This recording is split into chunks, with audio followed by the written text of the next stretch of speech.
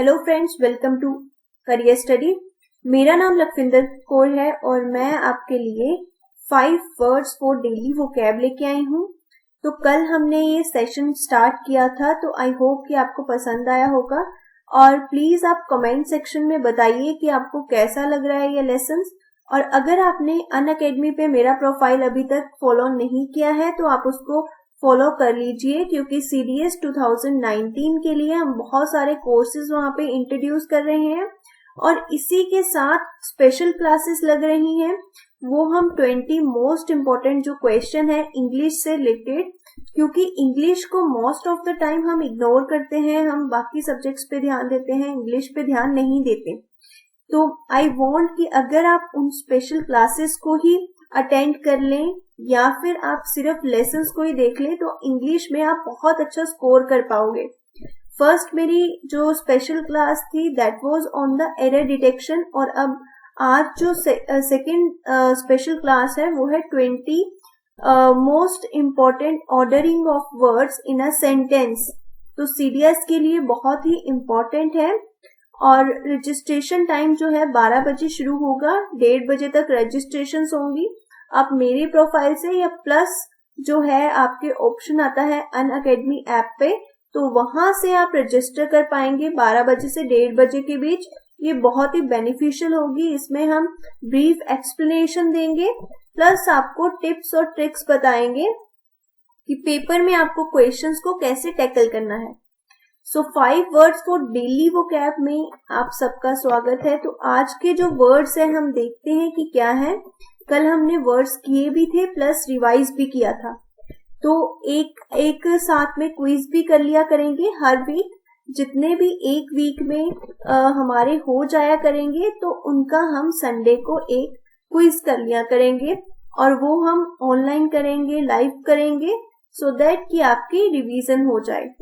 सो चलिए स्टार्ट करते हैं। आज का फर्स्ट जो हमारा क्वेश्चन है दैट इज अबेट। अबेट क्या है? एक वर्ब है जिसका मीनिंग देखते हैं कि क्या होता है। उसका मीनिंग होता है एनकरेज और असिस्ट टू डू समथिंग रोंग, कि किसी को एनकरेज करना या असिस्ट करना, किसी को उकसाना कि वो कुछ गलत करे, तो उसे क्या कहते हैं? एबेट। देखते हैं अब इसके सिनोनिम्स क्या है।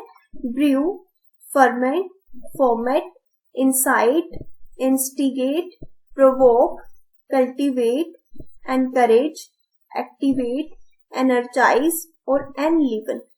तो किसी को उकसाना, किसी को एनकरेज करना, किसी को असिस्ट करना कि वो कुछ गलत करे, जैसे किसी को उकसाना गलत काम करने के लिए, तो that is called the abate.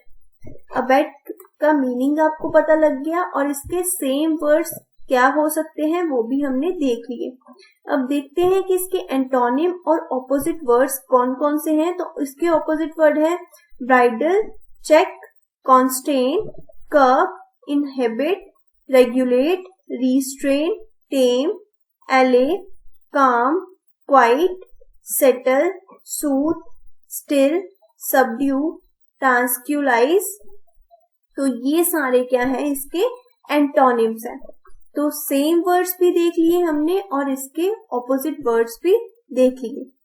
चलिए चलते हैं नेक्स्ट वर्ड की तरफ। तो हमारा सेकंड वर्ड है आज का हिच, जो कि एक नाउन है, जिसका मीनिंग देखते हैं कि क्या होता है। अ टेम्परेरी डिफिकल्टी और प्रॉब्लम। जो एक टेम्परेरी डिफिकल्टी और प्रॉब्लम होती है, जिसको हम कई बार अड़चन भी बोलते हैं, कि कुछ काम में कुछ अड़चन आ गई, कि वो परमानेंट डिफिकल्टी नहीं होती, वो थोड़ी सी छोटी सी प्रॉब्लम आ जाती है हमारे काम में, तो that is called the hitch, जो कि एक नाउन है। अब देखते हैं कि इसके सिनोनिम्स क्या हैं। तो इसके सिनोनिम्स है problem, difficulty, snag, setback, hindrance, obstruction, complication, barrier, trouble, interruption, delay, check, stoppage और ग्लिच। तो ये सारे क्या हो गए? इसके सेम वर्ड सिनोनिम्स हो गए। अब देखते हैं कि इसके एंटोनिम क्या है। एंटोनिम मीन्स कि इसके ऑपोजिट वर्ड्स क्या हो सकते हैं। तो इसके ऑपोजिट वर्ड है एड, कन्वीनियंस, एक्सपीडियंस, असिस्ट, एडिक्वेसी और कंट्रीब्यूशन। तो ये सारे क्या हो गए, इसके ऑपोजिट वर्ड्स हो गए। तो सेकेंड वर्ड हमने देख लिया हिच, जिसका मीनिंग क्या होता है, अ टेम्पररी डिफिकल्टी और प्रॉब्लम। नेक्स्ट हमारा है वर्ड जो है वो है फिटफुल, जो कि एक एडजेक्टिव है। अस्थिर रहना, तो उसको बोलते हैं फिटफुल। जिसका मीनिंग देखते हैं क्या होता है। मीनिंग है फिटफुल का एक्टिव और अकरिंग स्पेस्मोडिकली और इंटरमिटेंटली, नॉट रेगुलर और स्टेडी। जो अस्थिर हो, जो स्थिर ना हो, जो कि स्टेडी ना हो, जो कि रेगुलर ना हो, तो that is called fitful. Active और अकरिंग स्पेस्मोडिकली की मतलब कि स्पेस्मोडिकली क्या होता है कि वो चीज परमानेंट नहीं है, दैट इज नॉट कि वो परमानेंट हो रही है, वो स्थिर जो है नहीं है, तो उसको क्या बोलते हैं, फिटफुल। अब देखते हैं कि इसके सेम वर्ड्स क्या है, सिनोनिम्स क्या है।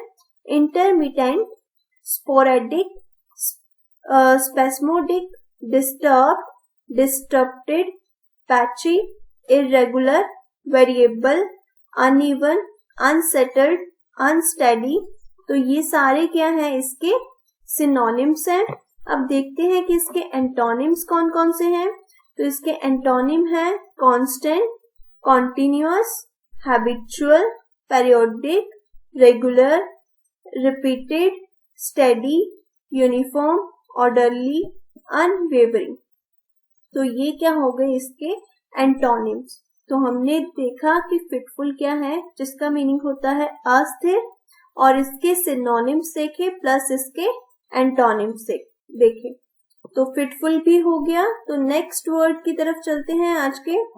तो नेक्स्ट वर्ड है हमारा प्रॉम्प्टीट्यूड, जो कि एक नाउन है। अब देखते हैं कि इसका मीनिंग क्या होता है। The quality of habit of arriving और बीइंग रेडी ऑन टाइम।